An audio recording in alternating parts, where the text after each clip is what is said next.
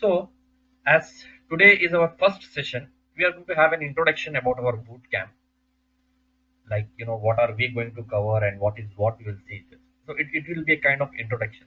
So, we are not going to, directly jump into the subject uh, implementation today. So, we'll see what are we going to learn and what are the various modules that we are going to cover and where does these modules fit in. So, we'll just try to have, a brief overview of our bootcamp.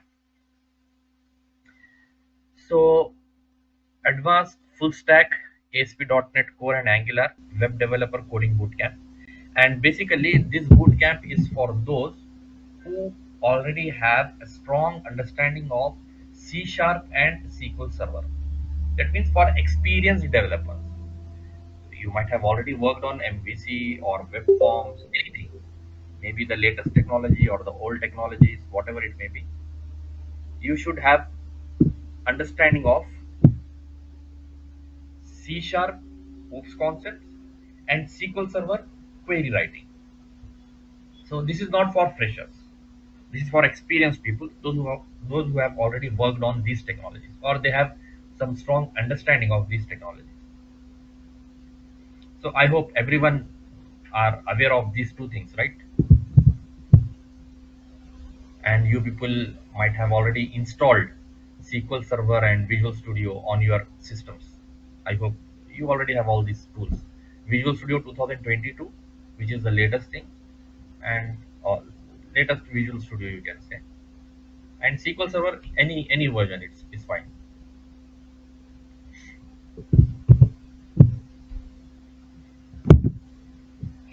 So this is our full stack that we are going to cover. The modules we are going to get started with Entity Framework Core 9 is the latest release.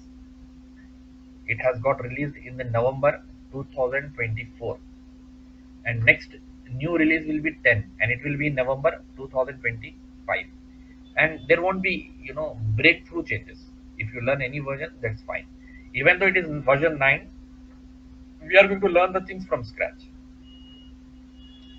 So, what is Entity Framework Core? So you can understand, you can just think of Entity Framework Core as a data access technology. You have data in your database and you want to read the data or you want to write the data to the database. So you need not to write a lot of code for that we used to do earlier. All those things are taken care by your Entity Framework Core. So basically it is data access technology. So we are going to get started with this Entity Framework Core. Then we'll go for the next module, ASP.NET Core Web APIs. Even this latest version we are going to cover, 9. Okay, with our Entity Framework Core, we have accessed the data. Now I need to share this data to the world so that they can consume it. So how do I share the data to the world in a specific format? So I'm going to use ASP.NET Core Web APIs for that. Simple, in simple words. Just I'm going to, I'm trying to make the things very simple, straightforward. Entity Framework Core means I'm accessing the data from the database. ASP.NET Core means I'm sharing the data that I have accessed from the database with the world in some specific format. Now that format is nothing but your JSON. So we'll see all those things so that anybody can consume it. That is the speciality of Web API. The data that we are sharing with the world, it can be consumed by any app, whether it is a mobile app, whether it is a Windows app, whether it is web app, whether it is any kind of uh, IoT, Internet of Things. It can be a smartwatch, it can be your refrigerator, it can be your AC. So all these devices which has some UI in it, they can interact with our APIs. They can access the information from API. They can send some information to the API. So that is the basic idea about Web API. The basic idea is I want to share the information with the world in a specific format. So that is your Web API. So this will be our second module. Third module is Angular. Now, whatever the information I am sharing with the world, the information that I am sharing with the world, I need to represent it in beautiful format for the end user to understand it, to read it. So that is your UI. You can say your UI, user interface. So we are going to create user interface using Angular. Angular is for creating user interface, UI, using which I interact with my API. For example, you have Gmail. What you do? You write your username and password and you press the button. So this is your UI. So this UI we are going to create using Angular. Now, once we are done with these three things, what we are going to do, we are going to develop an application, a live project using these technologies. This will be our live project one. Here you will have one database, a single API, and UI interacting with your API. This is called as your monolithic application. Mono means single. Monolithic application. You have single database, that's it. Single API. Everything is inside that. Everything is inside your database. Your database may have 2 tables, 3 tables, 4 tables, 5 tables, 10 tables, 100 tables. Everything is in single database. And your API may have n number of endpoints. We will see what are endpoints and all those things. In short, everything is packed in a single box or a single unit. So normally we call it as monolithic application. But now the technology is changing slowly. All your large scale applications, they are moving towards a new architecture. It is not monolithic based, but now it is microservice based. So we are going to see what are microservices. We will see. We will see just now for understanding purpose. In simple words, what we are doing. Say for example, earlier we were having a database with 3 tables. Now what I am and you have one API which is interacting with these 3 tables. Now what I am doing? Now I am creating one database for one table and one API for one table, separate unit.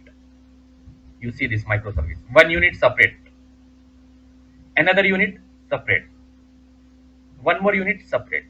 Now you have 3 APIs, 3 databases for single app.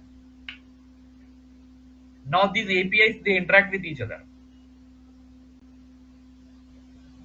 So this is called as microservice architecture. Now what is the advantage of microservice architecture when compared to monolithic architecture? We'll understand today, don't worry. But in simple words, what we are doing, we are breaking our application into small units and we are creating multiple applications for many reasons. What are those reasons? We will see. One reason I'll explain you. One reason. Just try to understand one reason. For example, you have online shopping cart application. It will have lot of pages on it. Say one page is listing all the products. This is one page. Another page is shopping cart. That means you select an item, that item will get added to the cart. So you will have another page as shopping cart. Then you will have one more page. When you say checkout, it will ask you to log in. It will authenticate. Then you go for checkout. So I have say 4 pages. But now in season, normally November is the season where you will have huge number of online sales. You have Black Friday, then you have Thanksgiving Day, and then you have in December you have 25th December Christmas.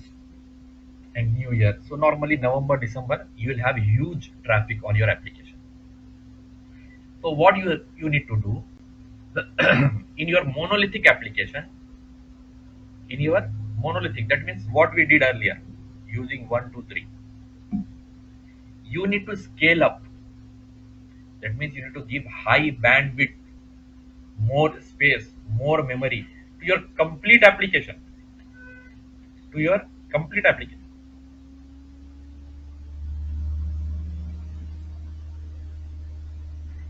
But normally, if we see, you will not have a huge traffic on all 4 pages. You will have huge traffic on product listing page. That's it. And traffic get filtered from product listing to shopping cart, shopping cart to authentication, authentication to checkout. So you will have huge traffic on project listing page. So normally my requirement is I need to scale up this product listing page or product listing module. Because it is monolithic, I cannot do that. The single module scaling up or giving more bandwidth to this single module. I need to give more bandwidth to the complete application.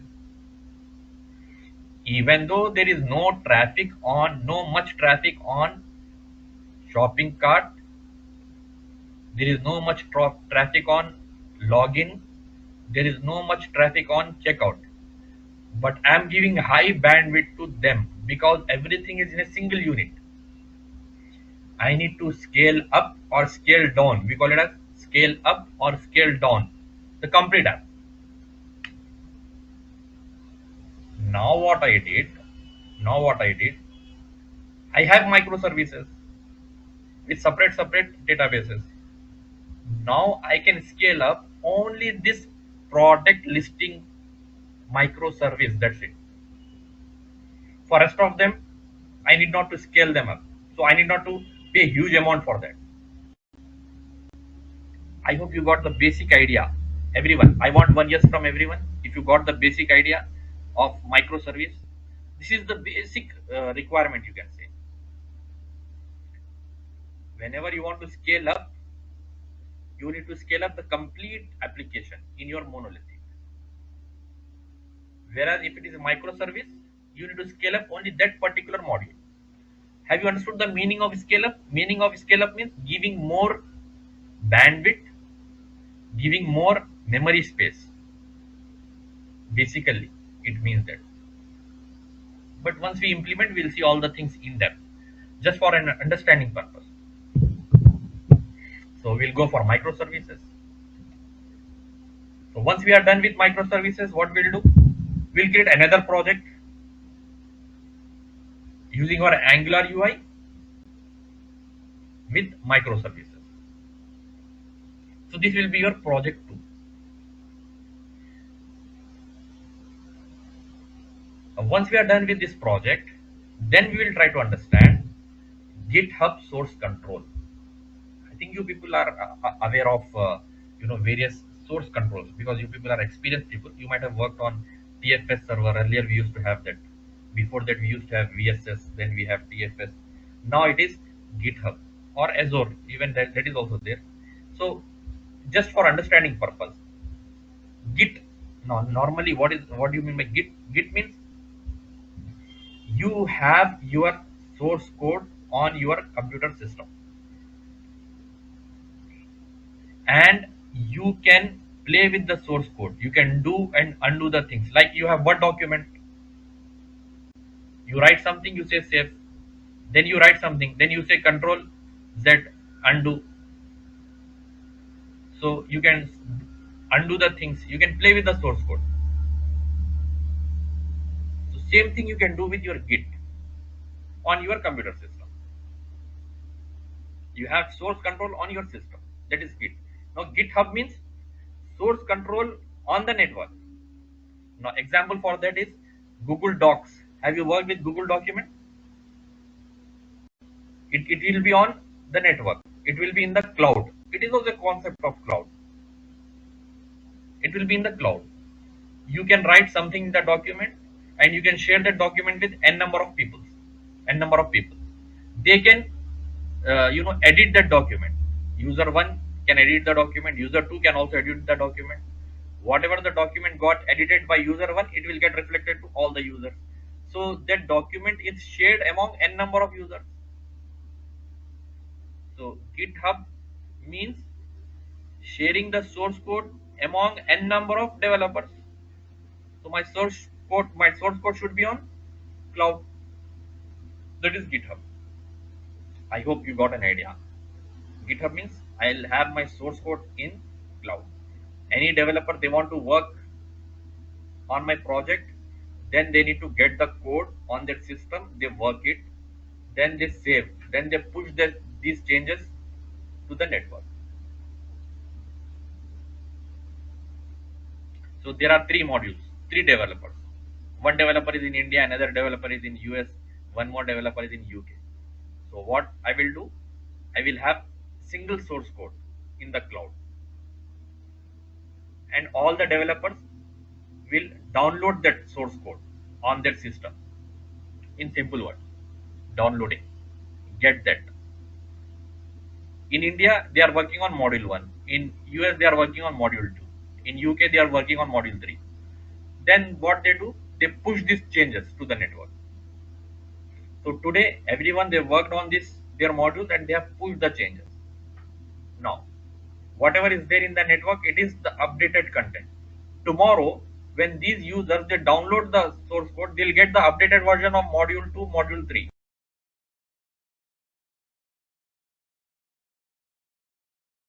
Version of module 1 and module 3 plus module 2, whatever they are working on. Same thing in UK. I hope you got the basic idea about GitHub. What is its use and importance?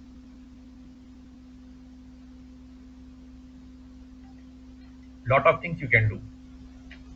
You have made the changes. Now you thought of no, what I did yesterday, all those things were not up to the mark. Now let me restore the code that I did day before yesterday. So you can undo the changes. That control we have.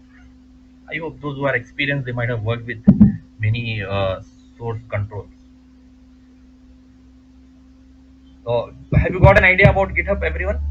Quick, I want one yes, so that I'll be quite sure you people are in active mode. So I want one yes from everyone.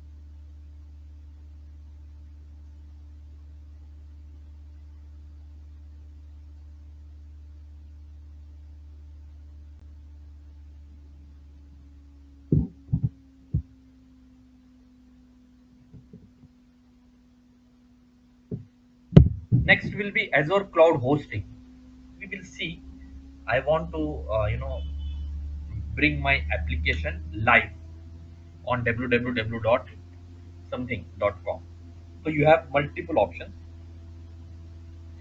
So we will see what are the various options. One is your shared server, another is your dedicated server, and one more is your cloud server.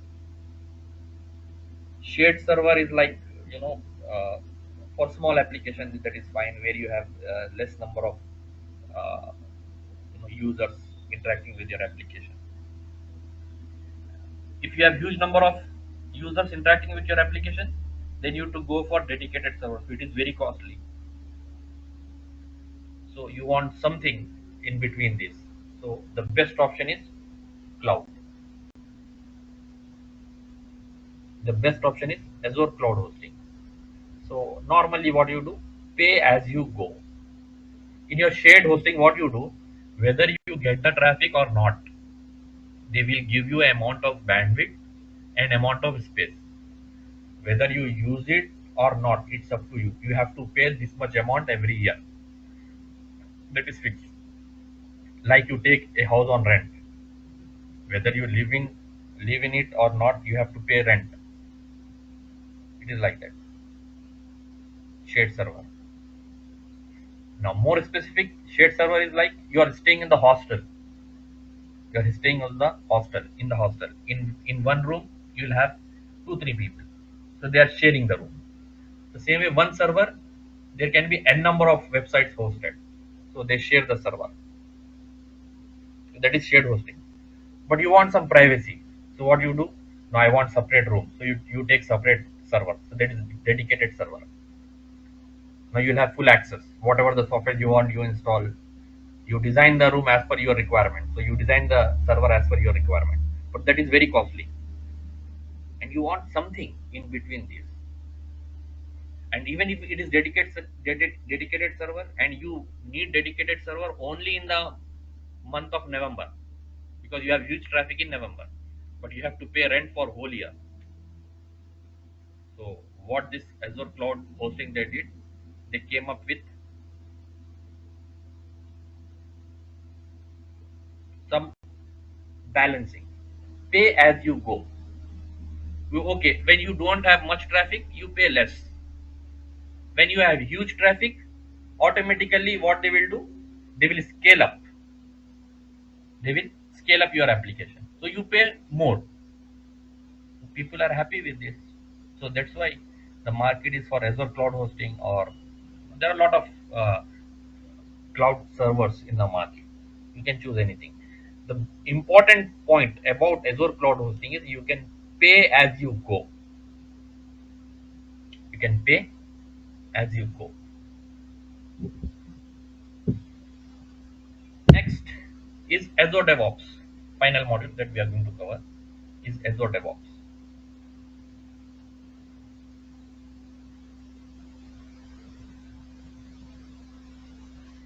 Now, Azure DevOps means normally what we do, we develop our application in our Visual Studio, right? Then we build it, we build the application. Then what we do after building the application, we host it, we deploy it. Hosting means deploying. We deploy it on intermediate server. Intermediate server is something user acceptance. Normally we call it as user acceptance or testing server. When testing server or user acceptance server, they say okay, they test it, they say okay. Then you deploy it on production server. Normally that is the basic cycle you have. Then you do all these things manually. You do all these things manually. So whenever you have a small change, you need to build it. So there is a separate build team, deployment team. So at the end of the day, it is the job of deployment team, build team to bring these changes to the live server. So it is a hectic manual job. Now what Azure DevOps did, CI/CD, continuous integration, continuous development. On your Visual Studio, when you develop your application and when you say build and push, it will automatically get deployed to your intermediate server. Then if everything is okay, then it will automatically get deployed to your production server. There is a kind of pipelines, some triggers that come into action. So we create a pipeline. So you need not to do all those things manually now. Just you build and right click and say deploy. It will automatically push to the server. Then it will automatically get pushed to the production server. So various triggers we have in between. So that is your DevOps. So these are the modules that we are going to cover in our complete coding bootcamp. We'll just have a walkthrough.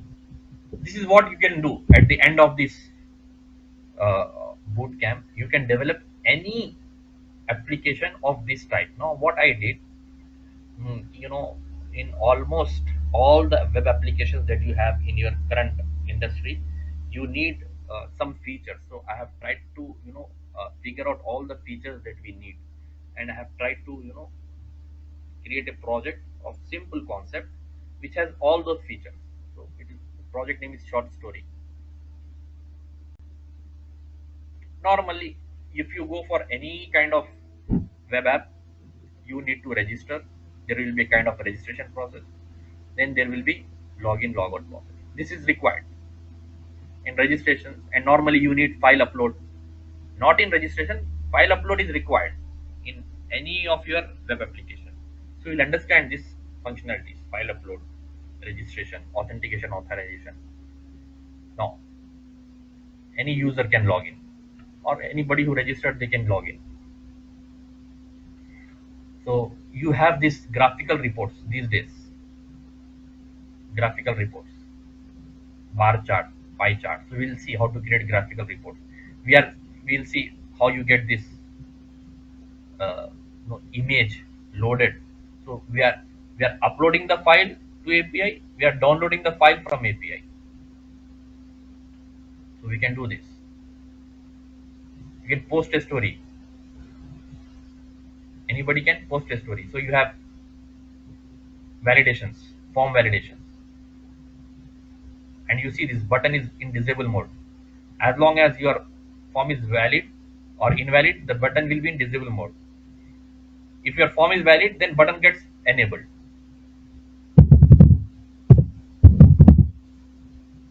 You have dropped on this.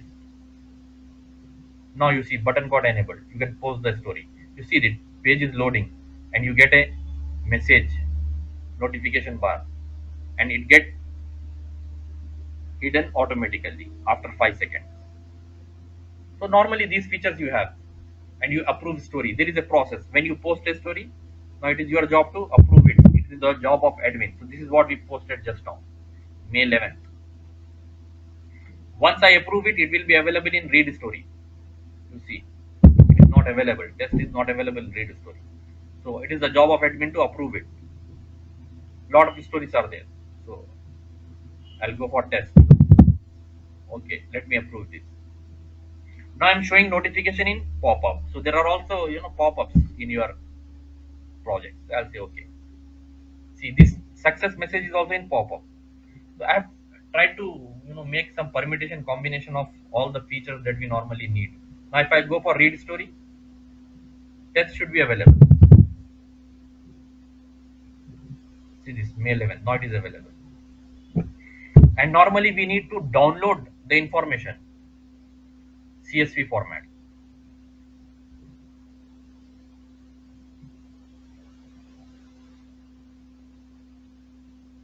Now you see all the stories.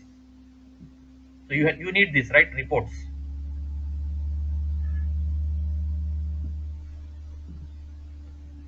You need the reports. So you can do that. Are you with me? Create category. Okay. I have not implemented it. Some CRUD operations you can perform. Come back to home, the dashboard. Now you see number of pending stories is 1, number of approved stories is 5. User can log out. So this important part is the architecture that we create. What I'm going to do, I'm going to teach you how to create an architecture for this. I'm going to teach you how to create the architecture for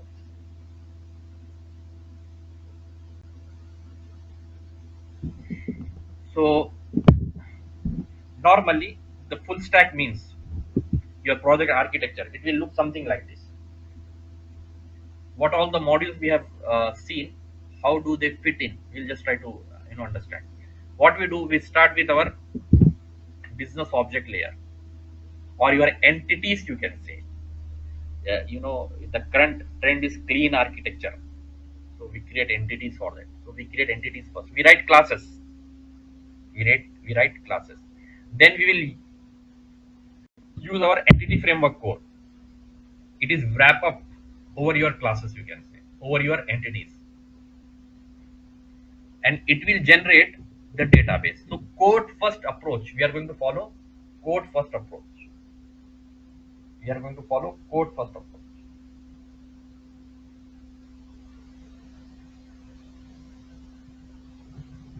Then we have our API that wrap up on all these things, and it will share the data to the world. And it is your backend. This complete thing is your backend, which is in C sharp. ASP.NET Core, Web API is in C sharp, Entity Framework Core is in C sharp, Business Objects is in C sharp. It generates the database. So this is your database. This is your backend. Now it will share the information with the world. So you need a front end. It is sharing in the form of JSON, and your front end is in Angular latest version, and will make use of TypeScript, HTML5, Bootstrap, all these things for our UI. Now your backend and front end, they got decoupled. If my backend is in Java, no problem. I can have my front end in Angular. If my backend is in C Sharp, no problem. I can have my front end in Angular or Vue.js or React.js, anything. So they are independent of the technologies. That's why this API is boom in the market. Have you got an idea? This is your clean architecture. Normally, your clean architecture has some circular diagram. That means entities is wrapped by your entity framework core, and your entity framework core is wrapped up by your API. API is wrapped up by your Angular front end. So normally we call it as a clean architecture, and it is a full stack. You are good at front end, good at back end, good at database. So everything you can do from A to Z, from taking the requirement to bringing the application live to the server.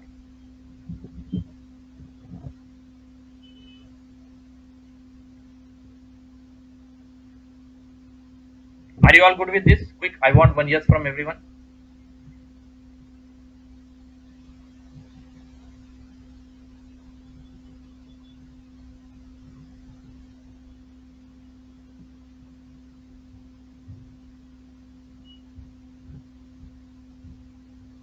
I want one yes from everyone.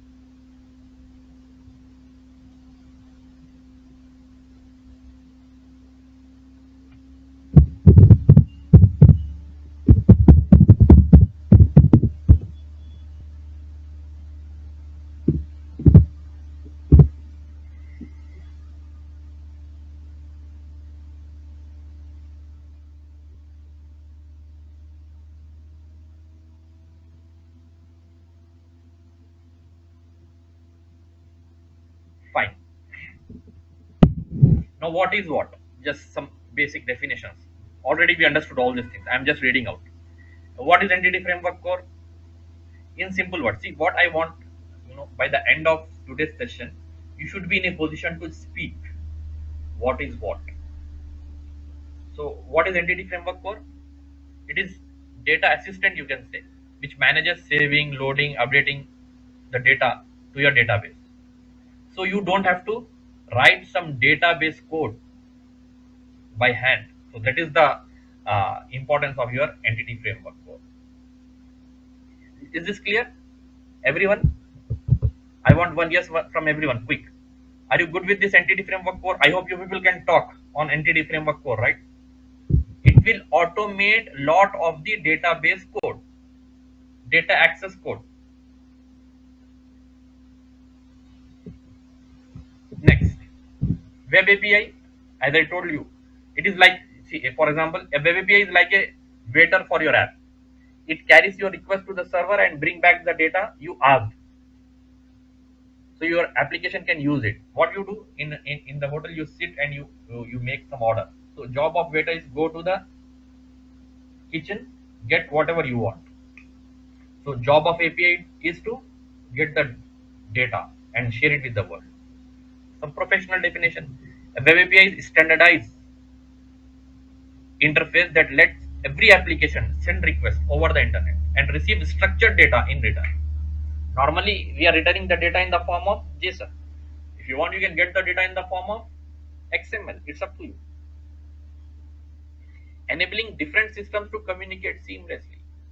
Any system can communicate. One API can communicate with another API. API can communicate with your UI. Everything is possible.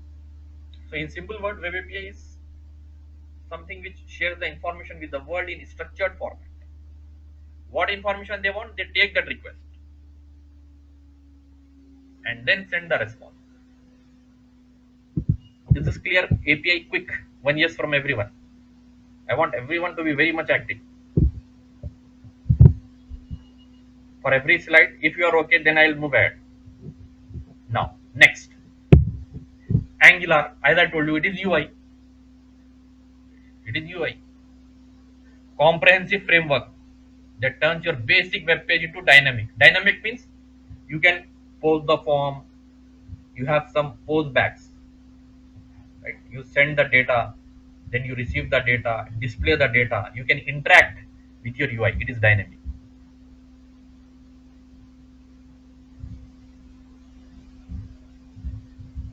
Ready-made building blocks and clear patterns for writing maintainable interactive user UI. So we'll see. It is a kind of MVC for UI, you can say. MVC or MVVM kind of thing for UI. So you can maintain the code easily. We will see once we go for Angular what was the problem with our earlier UIs when we were working with MVC .NET. In .NET we were working with MVC. So your page has all the things. It has data. It has JavaScript code. It has jQuery based calls. Everything was in single page. Now Angular, what they did, they decoupled all the things. They made it easy for us to maintain, and it uses TypeScript normally. So it is a UI. Angular is for your UI, which can be maintained easily when compared to other UIs that we were working earlier. ASPX pages, MVC. The maintenance for your UI was very tough, but here maintenance is very easy for your UI when you develop it in Angular. And major important point is it can interact with any technology. API developed in any technology. Angular is not at all, worried about the technology what you have used to develop API. They are only worried about the APIs. That's it.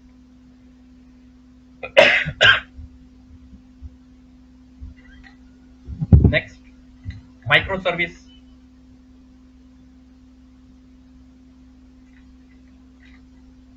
We are going to develop job board application. So a microservice is a small independent component that does one specific job and talks to other services over the network to form a complete application. See, we have multiple databases. So job application, what we did, we have broken it into three services. One service is authentication authorization, separate database for that. Another is job listing, separate database for that. Another is application server. Someone is or application service. Someone is applying for the job. So separate database. So we have broken our application into three different small databases. So small services. And your application will work on all these three services. So these services, they interact with each other internally and they send the information. If tomorrow job listing has got huge request, then I can just scale this up and lot of advantages. If there is some error in your job listing, so authentication will work very well. If this server is down, authentication will work very well, application service will work very well.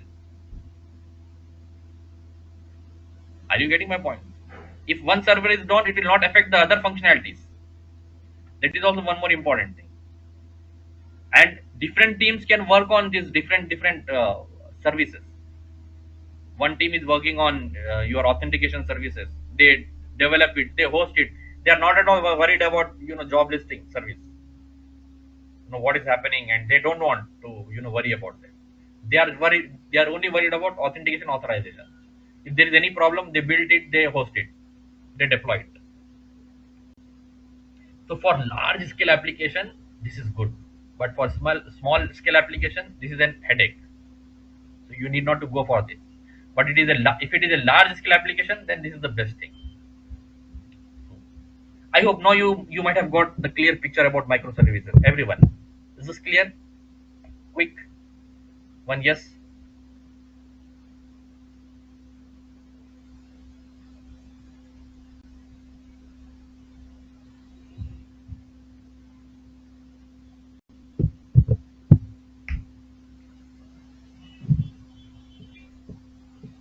Next, okay, see this monolithic versus microservices. I have done. I have listed three major points. Three major points. So that you know in an interview or wherever you want, you must be very much clear about why are we going for this. These are the major important points. Monolithic versus microservices. Updates and release. In monolithic, one big app. Every change means redeploying the whole thing. Just you have to add a checkbox in your login page. Means what? You have to redeploy the complete app. Microservices means many small apps. You can update just the part you changed. So it is easy for updates and releases. Is it clear? Scale up, I have already explained. You must bulk up the entire app, even if only one feature needs it. If you want only one feature to scale up, but you have to scale up the complete app. But in microservices, you can boost only the busy service, saving the resources. Got the point? Even this point we discussed failure. If one piece breaks, the entire app typically goes down in your monolithic. Whereas in microservices, if one service fails or stops, it will not affect the rest of the services. One service can fail without stopping the rest of the system. Is this clear? Quick, this slide. This slide has a lot of things to speak and the basic idea why we need microservices.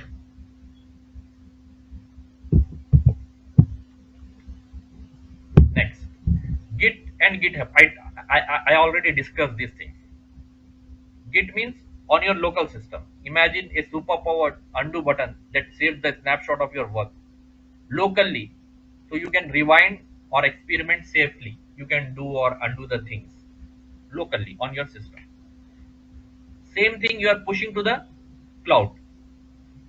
Think of it as an online album or collaboration hub where you push your snapshot to the cloud, share with others, and merge improvements like a Google Doc. Already we discussed. I hope you got the clear difference between Git and GitHub.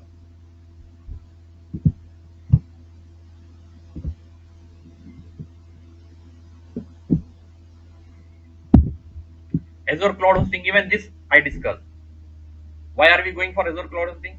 It is like renting computer and storage from Microsoft Giant data center. So your app runs 24/7 without fail. And you need not to buy the complete hardware, dedicated server. No, you are not doing that. So everything is in cloud and 24 by 7 it will be up and running. Because if you take shared server, it is in single location. If that server fails, your site is down. But cloud means you have server in your various locations. One server is in US, another server is in Asia, another server is in Australia. If one server goes down, automatically the other server comes into the picture. So your app will be 24 by 7 online. And the second major important point is money saving. Pay as you go. You only pay for the computing storage and bandwidth you actually use. So there is no wastage of money for your unused servers. Are these points clear? These are two major points. One is your application will be online 24 by 7. Because if one server goes down, the other server gets activated automatically. If your traffic is huge, your traffic gets distributed over various servers automatically. So all those things are there. And you have to pay whatever you use. If you have less amount of traffic, you pay less. If you have huge amount of traffic, you pay huge.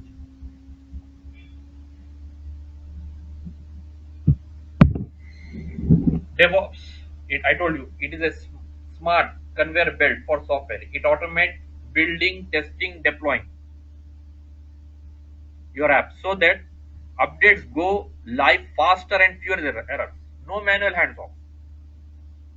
You need not to do manually. All the things happens automatically.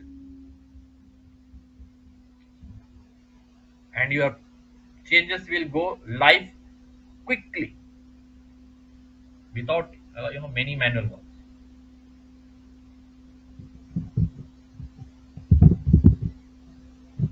Is this clear, everyone? These are the modules that we are going to cover. Hope you might have got some basic understanding of what we are going to learn in our coding bootcamp.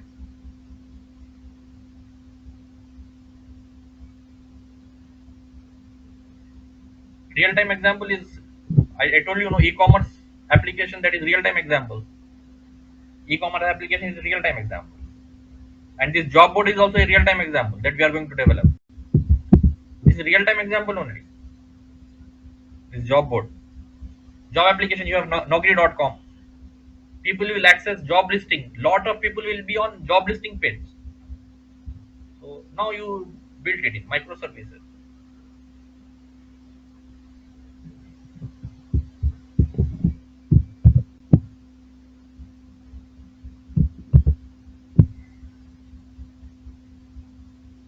Is this clear?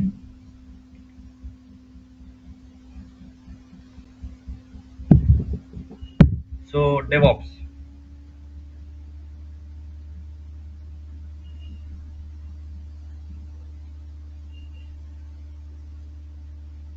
Quick.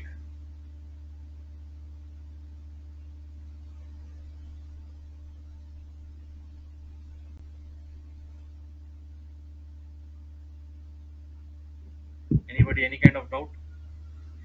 Are you all good with the modules that we are going to cover?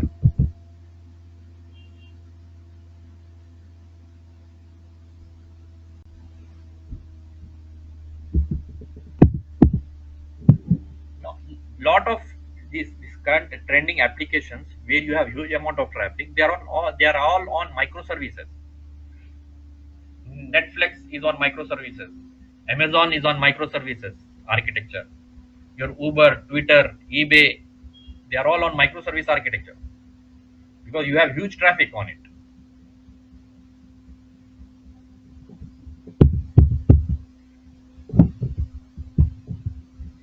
Okay, so this is all about the topics or the modules that we are going to cover.